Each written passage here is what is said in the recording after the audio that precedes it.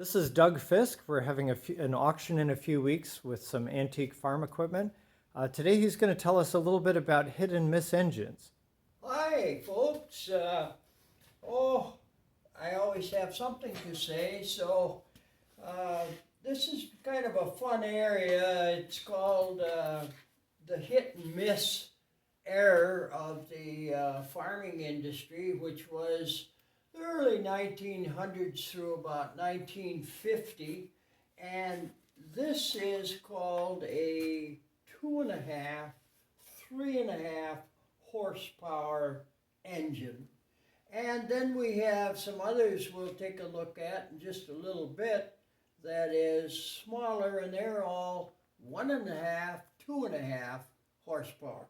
Well, what did these cusses do? Well, I'll tell you, I can't lift it.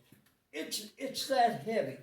So basically, the bigger ones like this, and even the 1.5 horse ones, they had to put under them what they called a truck, at least in this area. That's what they called them, so that the engines would roll fast, or roll easier than trying to pick them up.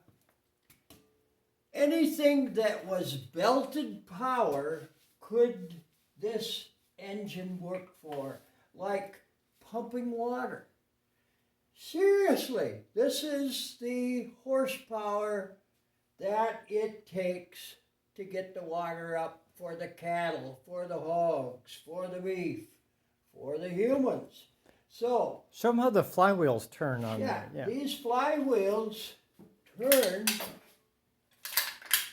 and there's a belt that goes off from it, and this belt actually runs a machine, like a pump, to pump water and so on.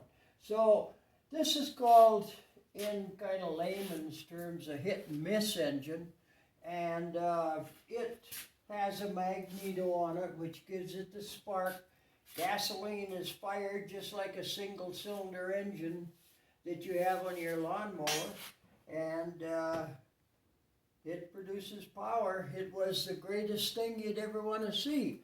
So, looking at some of these, look at the difference. This is a International Harvester 1.5 horse engine, and this is the way that they cranked the flywheels to get her going.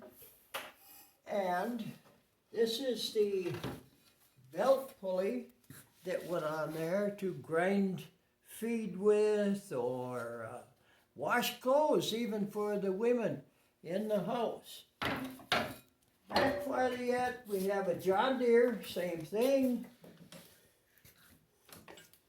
We have here one that was sold for some of you, the Sears Roebuck catalog company sold this type right here. It's a little bit of a honey.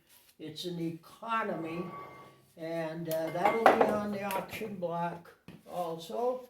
We have another little International Harvester. This is a variable speed one, throttling governor it's called, and then we have a Fairbanks Morse and their type of pulley. So these are the ones that we'll have at the auction. Hopefully some of you people will take these home with you and enjoy as much fun as I've had with them. So maybe see you at the auction. Thank you.